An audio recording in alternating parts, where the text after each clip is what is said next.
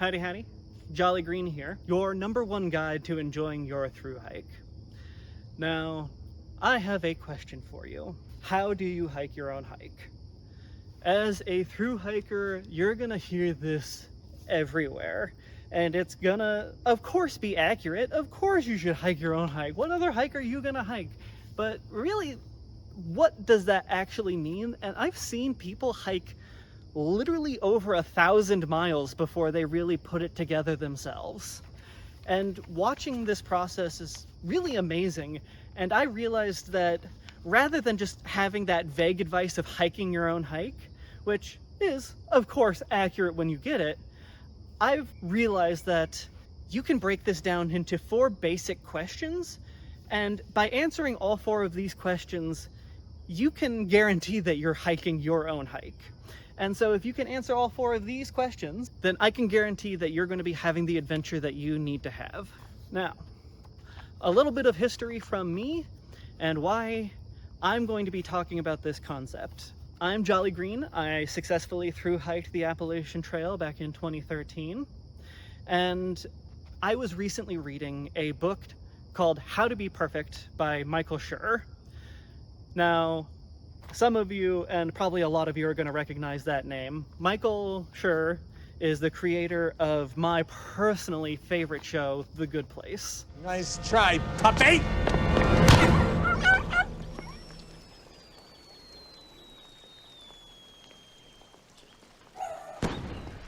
Whew. That was a close one. Teacup! Have you seen my dog?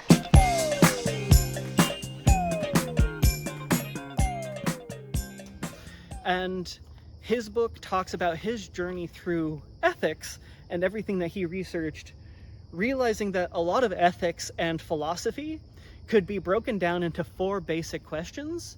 And so if you can answer these, not only are you going to hike your own hike, you could also improve who you are as a person.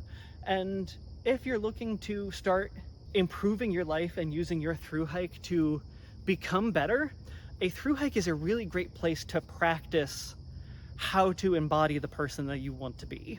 So before we get into that, before we get into the first example, or the first question, I'm going to break this entire thing down into 3 examples. I've got a lazy example, a silly example, and I've got a sad example of ways that I spent my thru hike. And if I had asked myself these 4 questions, or by asking myself these 4 questions, I realized that I could have done things a lot better. And so for each one of these questions, I'm going to break it down into those 3 examples. And so pay attention for how all of them connect, and you can get a clear roadmap of how to use these 4 questions to answer a very particular section of your thru hike and just what's important to you. So with that, let's get into the very first question, which is, what are we doing? This is the actual physical act of what is happening in the actual world. Like, these are our actions and what happens whenever we push something with our physical body. My lazy example is I spent an entire 24-hour day in a shelter while hiking the Appalachian Trail. I made 0 progress. I went nowhere towards my goal. I spent an entire day in a shelter for no reason. So that was the actual physical act, is I stayed in a shelter for 24 hours. Another example of what I was doing was I was carrying my camp chair. My nice REI camp chair that I love so much. I carried it in my backpack so that I could have a fold-out chair and have a place to sit no matter where I went, and could recline back, and oh my god, do I love the thing. In fact, REI, if you have any interest in sending me a chair, a pound is better than the ground. I'll say it every time. Thank you for My Life Outdoors for that advice. Shout out to them. And honestly, if we're in the same circles, let them know that Jolly Green Team sent you. I love his advice, and I went down his channel for a YouTube rabbit hole. So if you're going down that channel, highly suggest. Finally, my sad example. I started smoking again, even though I had not smoked for 6 months before hiking the Appalachian Trail. That was the actual physical act, is while I was on the trail, I started smoking again. even though I had been past the supposed day, week, month mark, because no matter what, I had still had that craving for it. And so while I was hiking, I started smoking again. On to our next question. Why are we doing it? This is our own justification or our own reasoning for why we are doing something. So going back to our lazy example, I spent an entire 24 hours in a shelter because it was downpouring. Oh my God, it was torrential rain. I was so cozy in my tent and I had the entire shelter to myself. And so I just sat there and I waited, and it wasn't until like 2 or 3 o'clock that other people started showing up. And just being able to sit there and relax all day, I did not know how much my body really needed or wanted it. And so in that, why are we doing it? Probably a pretty good reason of there's a thunderstorm, your body needs it, you have to take a break. If you need to take the 24 hours in a shelter, ask yourself why. Probably because you need it in some way. On to our next example after, everyone takes a water break.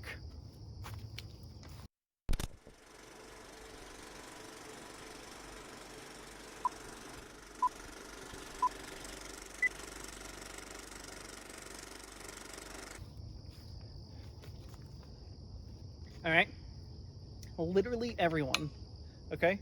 My editor, you're watching this, water break. Social media manager, you're watching this, water break.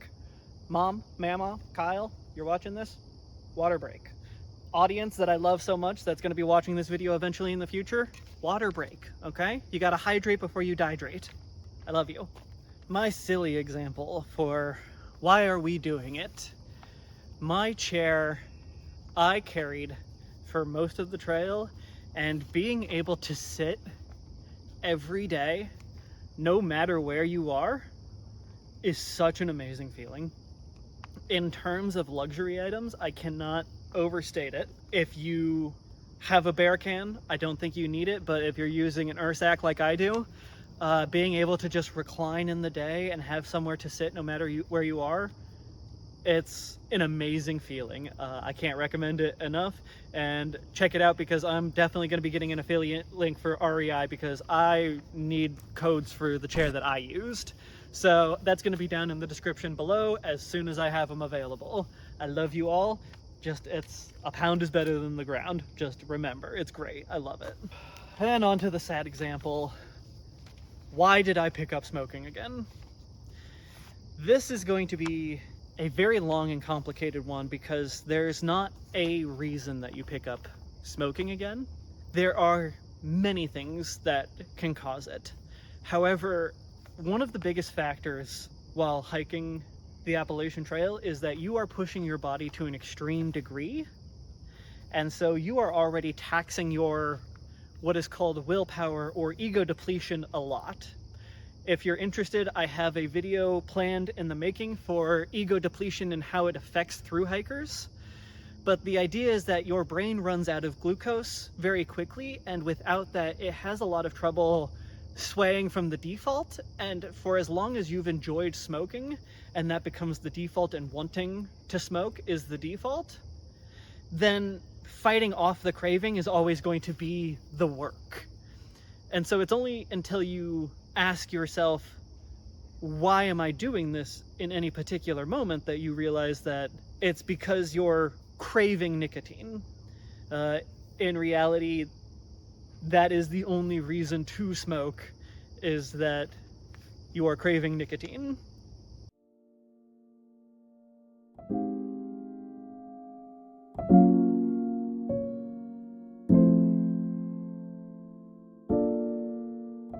If you're interested in that topic, I highly recommend Alan Carr's Easy Way to Quit Smoking. Book recommendation down below.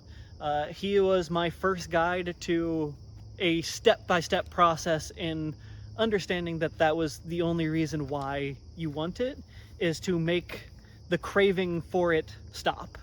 And so it's It's the equivalent of putting on a pair of shoes that are too tight and then the relief of taking them off in the day, which is, as far as I can tell, the best example I can think of. I was depleted. I've been hiking all day, and other people know that their willpower is depleted, and other people smoke too. The Appalachian Trail is a place for improvement, which means that people may have been in a place that they need improving from. And in that place, a lot of people smoke. And whenever that, it doesn't really matter how strong your desire was, as long as wanting to smoke was the point, then it's always going to be easier whenever you're not listening to your brain to crave cigarettes and crave nicotine. And so for me personally, I was hiking the entire Appalachian Trail begging for cigarettes and begging for hips out of any vape, guaranteeing myself that it was the last one for whatever reason, because I believed it, no matter how much I hated it, that it was the last one, and yet I felt powerless to stop against it, because so much of me was fighting off just hiking more miles that there was nothing left in the tank to say, no, I'm not going to ask for a cigarette, because that was the default in what I wanted. On to our next example. Is there something that we could be doing that's better? This is going to be a quick fire one, because is there something that we could be doing that's better? With my lazy example, I could be hiking more miles today. I could be closer to Katahdin. I'm just beginning and I'm already taking a 0 day. That sounds lazy. So something better I could be doing is I could be getting used to the rain. Like, it's gonna rain anyway. I might as well be walking. I have to make progress. I could also, with my silly example, with my camp chair, I personally, near Mount Killington in Rutland, at Mount Killington near Rutland, I sent my camp chair 200 miles ahead of me in my bounce box to try and see what it was like to hike without it.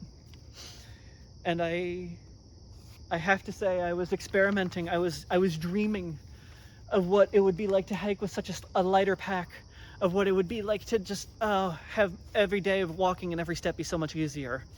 So is there something I could be doing better? Could I be lightening my pack and not having to worry about this chair? And for quitting smoking, is there something that I could be doing better? Could I be shaming myself more into quitting? Could I actually be going through the process of quitting like I'm saying that I'm going to? Should I just be saying no to cigarettes because they're bad for you, obviously, and I don't want to do them. I'm improving, and so I'm not going to do that. And of course, we're going to be fighting against our brain for that, if that's what we want. And the other idea is, could we just give in and decide that we're already depleted every day and just fully say, you know what, I'm going to buy whatever cigarettes, I'm not going to bum off of anyone, I'm going to have my own, and whatever, I'm investing in cigarettes for my thru hike. And then on to the last question. Why is it better? This is going to be the final question of the experimentation phase, where you really ask yourself what makes a process better. And for me, it's worth taking a shot at it if you can and see what would make something better for you, and just embracing your curiosity. So for me, asking myself that question of why would it be better to hike in the rain, I couldn't get to a definitive answer. I wanted to have a lazy day, I wanted to relax, and I met some of the most interesting and favorite people on my hike. Shout out to you, Pony Boy, I love you. I'm gonna send this video to you. Mwah. And that day that I spent in the shelter is just a core memory for me. And I wouldn't have had it any other way, even though I should have been making progress. So in that question of why is it better? It's not. In my silly example, sending my chair 200 miles away was one of the worst things that I had decided on my entire trail. Don't do it. If you have a chair and you got used to a chair, keep the chair, okay? It was a mistake. It was a mistake. I'm warning you. This is also to future Jolly, okay? You're gonna watch this in the future, you're going to be on a thru hike, you're going to be watching this, and you're going to be like, oh, but I'm going to send my chair, my hike's going to be so much lighter. It's a mistake. These are your notes, okay? And for the example of why is it better starting smoking again, smoking was one of my biggest regrets on the trail, but that's because I didn't quit correctly. And so if you are looking for advice on that, I have several videos coming up on how to use a thru hike to become a happy non-smoker. And I have a video currently in the works talking about ego depletion, like I talked about earlier in this video. However, when asking myself, why is it better that I started smoking? It's more of that I should have asked myself, what did it really mean that I started smoking again?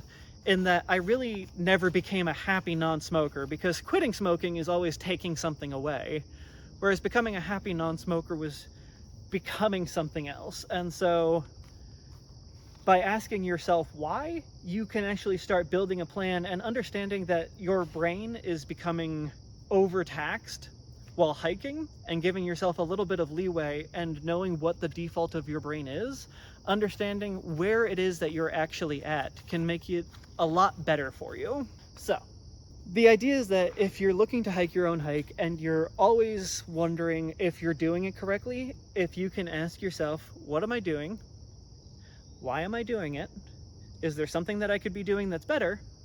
And why is it better? If you can successfully answer all 4 of those questions, then I give you the Jolly Green Team seal of guarantee that you're going to be hiking your own thru hike. And so by looking into these concepts through all of ethics and philosophy, you can really learn how to not only grow from your own thru hike, but learn how to grow as a person. And in that, I'm rooting for you. I'm your #1 guide to enjoying your thru hike and using it to grow. I love you all.